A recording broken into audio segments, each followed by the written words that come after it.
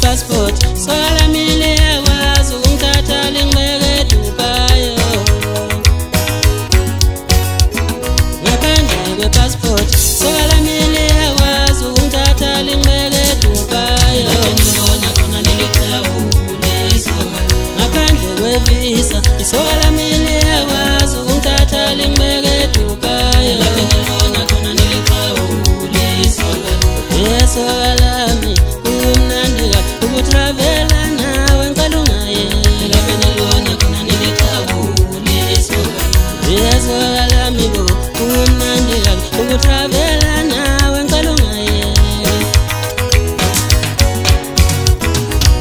sola mi wena umnandi ukutravela nawe nkalungaye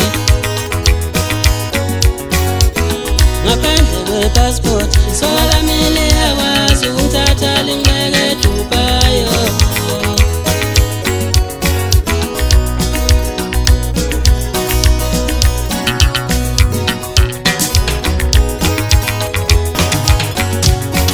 ushayi umhlaba uhlangene akaphumula isikalo yadlama